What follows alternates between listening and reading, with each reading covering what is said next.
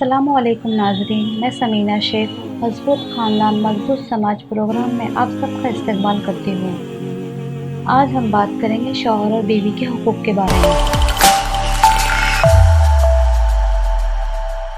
वख़लक़नाकुम अज़वाजा सूरह नबा आयत नंबर 8। अल्लाह ताला ने अपनी मखलूक को जोड़े की शक्ल में पैदा किया और इन्हीं से इनकी नस्ल जारी रखी। तमाम इंसानी माशरे में शादी के तरीके राइज हैं। शादी एक ख़ानदान को वजूद में लाने का ज़रिया है। इस्लाम शादी को मजबूत और पुख्ता अहद करार देता है और वो बीवियाँ तुमसे एक मजबूत इकरार ले चुकी हैं। सूरह निसा आयत नंबर 21। इस्लाम ने ज़ौजैन के इंतखाब में अव्वलियत दीनदारी या तक़वे को दी है। दीनदारी को नज़रअंदाज करके किसी भी इंतखाब को नापसंद किया गया है। शौहर के इंतखाब के लिए हदीस में आता है, जब तुम्हारे पास रिश्ते आए जिनके दीन और अखलाक अच्छे हों तो उनसे निकाह करो। अगर ऐसा न करोगे तो ज़मीन में फितना और फसाद फैल जाएगा। तिरमिज़ी की हदीस है ये। और बीवी के इंतखाब के लिए मशहूर हदीस है, औरत से निकाह 4 चीज़ों की बुनियाद पर किया जाता है। नंबर 1 माल व दौलत, नंबर 2 नसब की वजह से, नंबर 3 जमाल की वजह से और नंबर 4 दीनदारी की वजह से। तुम दीनदार से निकाह करो। यहाँ दीनदारी को तरजीह दी गई है। शौहर और बीवी से मुतालिक सूरह बकरा 187 में आता है, वो तुम्हारे लिबास है। जिस तरह लिबास जिस्म की हिफाजत करता है, उसी तरह शौहर और बीवी एक दूसरे की इज्जत और असमत की हिफाजत करते हैं। हराम कामों में पड़ने से एक दूसरे को बचाते हैं। लिबास पर पड़ने वाला दाग धब्बा उसकी जीनत को ख़राब करता है। उसी तरह मियाँ बीवी एक दूसरे की बुराई लोगों के सामने करने लगते हैं तो वो दरअसल खुद अपने लिबास को दागदार करते हैं। शौहर और बीवी को चाहिए कि वो एक दूसरे के साथ मोहब्बत से रहे, एक दूसरे पर भरोसा करें, एक दूसरे की कमज़ोरियों को नज़रअंदाज करें, गलतियों को माफ़ कर दें, क्योंकि गलतियाँ होना एक फितरी बात है।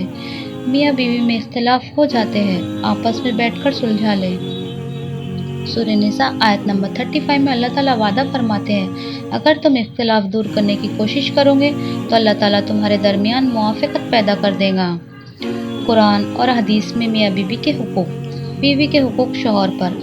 महर औरत का हक है। सूरह निसा आयत नंबर 4 में अल्लाह ताला वादा फरमाते हैं कि औरतों के महर खुशदिली के साथ अदा करो। महर बांधते वक्त ये बात ध्यान में रखें, ना महर बहुत ज़्यादा हो ना कम हो। हमारे यहाँ क्या होता है, शौहर सारी ज़िंदगी बीवी का महर अदा नहीं करता, लेकिन इंतकाल के वक्त माफ़ करा दिया जाता है। बीवी का नाल नफ़का शौहर के ज़िम्मे। नबी करीम सल्लल्लाहु अलैहि वसल्लम ने फरमाया, एक दीनार वो है जो तुमने अल्लाह की राह में खर्च किया, और एक दीनार वो है जो तुमने गुलाम को आज़ाद कराया, और एक दीनार वो है जो तुमने फ़कीर को सदक़े में दिया, और एक दीनार वो है जो तुमने बीवी को सदक़े में दिया, यानी उसकी ज़रूरियात में लगाया। इनमें सबसे बेहतरीन दीनार वो है जो तुमने अपनी बीवी पर खर्च किया। मुस्लिम बंदा सवाब की नीयत से अहल व अयाल पर खर्च करता है तो उसके लिए सदका होता है।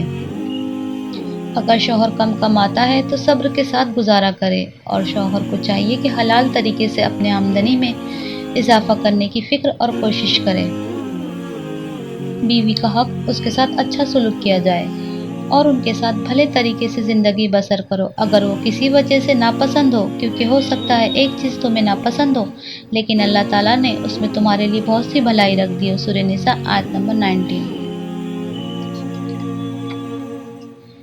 बीवी के साथ खुश अखलाकी का हुक्म। हदीस में आता है, हज़रत इब्न अब्बास रज़ियल्लाहु तआला अन्हु से मरवी है, नबी करीम सल्लल्लाहु अलैहि वसल्लम ने फरमाया, तुम में बेहतरीन वो है जो अपने अहल व अयाल के लिए बेहतर हो। इब्न माजा की हदीस है।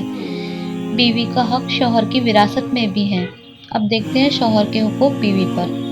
मर्द औरतों पर कव्वाम है। सूरह निसा आयत नंबर 34। शौहर को बीवी पर एक दर्जा बुलंद दिया गया है। ये कव्वामियत जिम्मेदारी की वजह से है। अल्लाह की कुर्बत के लिए दोनों को यकसा कोशिश करनी होगी।